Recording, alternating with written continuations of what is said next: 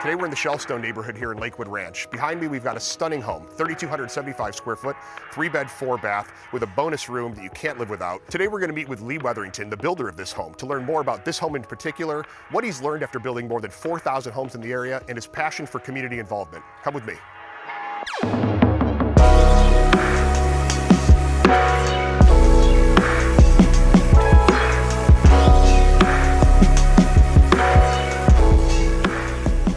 So Lee, what attracted you to getting into the home building business? Well, it was by accident. I was in Jacksonville. I had a drywall and paint company. A gentleman owed me money, and I decided to, rather than have him pay me, became his, so to speak, partner. I did that for 2 years and then was able to sell my drywall and paint company in Jacksonville and move here in 1976. So with a 45-year track record now, I think, or more? Well, the company's got a 45-year. I've been building for longer than that. But yeah, 45 years. We started in 81, and next year will be our 45th.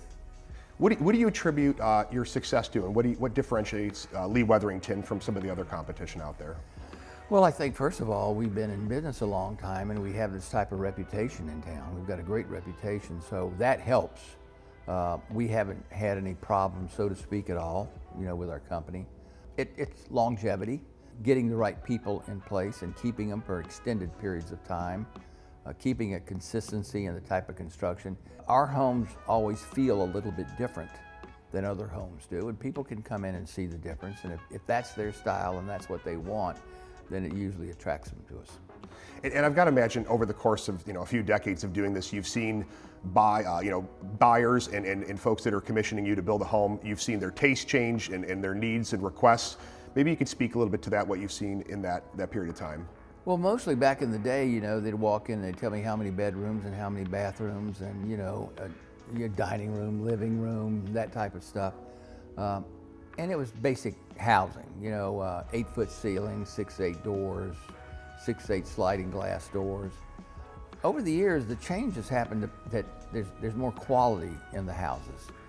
There's a lot more options they can choose in housing. Back then you had Formica cabinets and Formica countertops, and that's about what you could choose. But now you've got such an array of products that you can put in a home, particularly the tiles or the cabinets or the wine storage areas. And it seems to have gone higher and higher quality for our company.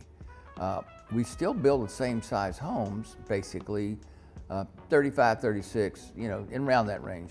But I've seen people put more and more into the home. The living room has disappeared, obviously. There's no more living rooms. It's just the open plan is now what's basically out there that I see.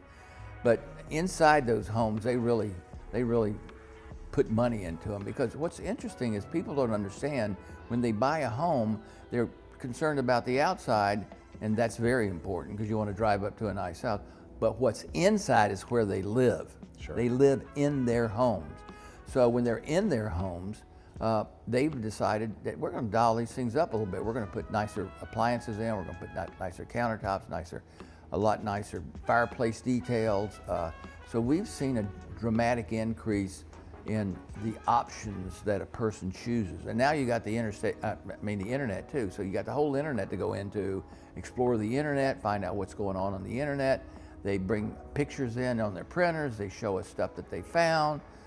And that's really increased the amount of material that goes into a home that makes these homes a lot more interesting when you go in them. I go into a lot of homes that are completed now, and the colors have changed.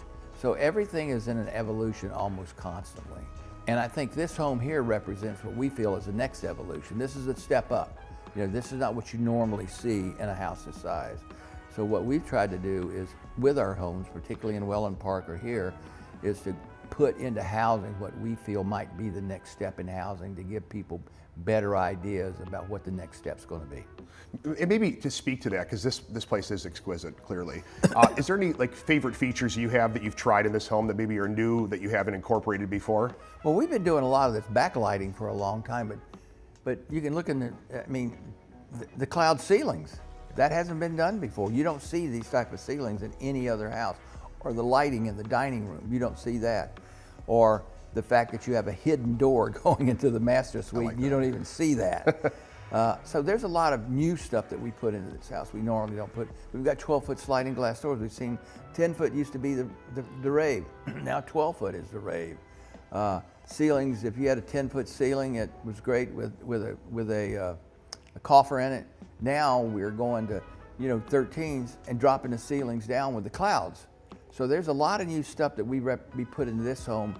The lighting in the dining room, you can tell that. You can go into this one here has got a multi-purpose room in the back, which is a desk area, but you can be a television. I mean, I could sit back there all day long. I mean, I could sit back there, watch sports, look at the water, and also go to my desk if I wanted to and do my work.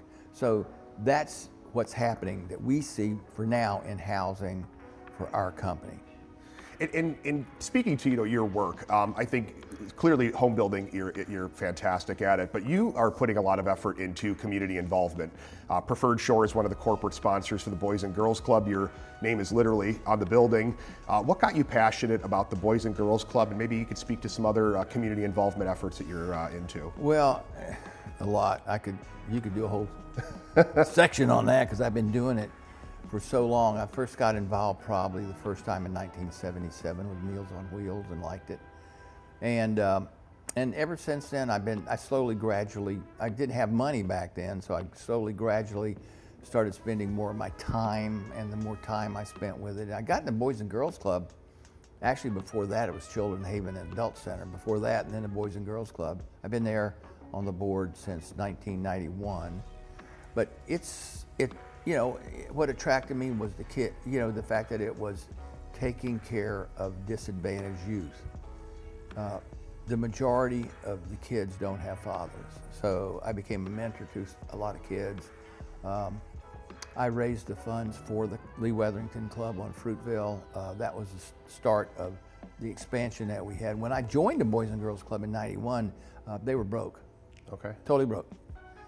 And I came in and just looked around and said, hey, these guys need help. So I put together a group of really, really good businessmen. They were my trade partners, and said, let's go over here. Let's form a group of men that give these guys advice. And now that Boys and Girls Club is financially one of the richest ones in the United States. It's got a lot of money, and we're building brand new clubs. We're building one down in Northport right now, the Matthews Club. We're getting ready to tear down and build another one. We tore down the Matthews Club and rebuild another one there. We're tearing down the McMean in Newtown and building one there. We just built one in Arcadia, just finishing a teen center there. That's going to be outstanding. It's in a project. So I've been there a long, long, long, long time. So I'm still very much involved there, but there's so many, the community I've got a foundation, large foundation, which is part of the community foundation. I was the chair of their board. It's $540 million now, but I was the chair of their board. I was on the executive committee for 9 years. And if you were to look at the millions and millions and millions of dollars that I've given back to the community, it's basically spread out. Right now we've narrowed it down to the Boys and Girls Club, the Pregnancy Center, I like that, and a couple of veterans organizations, because I am a veteran. I'm a Vietnam veteran. I'm a war fighter. I was in Vietnam. So lately there's a lot of PTSD, a lot of trauma that's happening.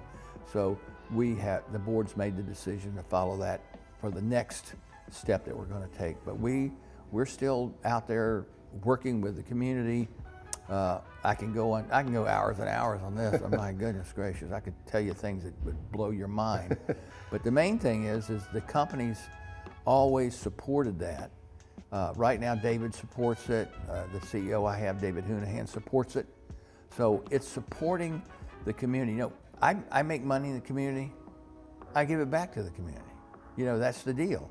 And the board selects certain organizations that we represent, and they have to be financially sound. And if they're not financially sound, sometimes we can step in and help them a little bit, or at least give them guidance to become a better organization. I've done that with 2 or 3 organizations over the last couple of years. And so that's what we do.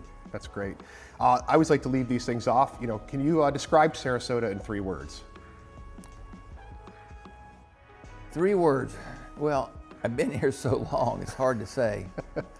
It's a damn beautiful place. Well said. Thank you so much. Appreciate your time today. Yeah. Just jump in. I want to thank Lee for showing us around this exquisite property, learning more about him, his organization, and his passion for community involvement. If you're considering building a home with Lee Wetherington, reach out to me. I'd love to walk you through the process. And until next time, be well.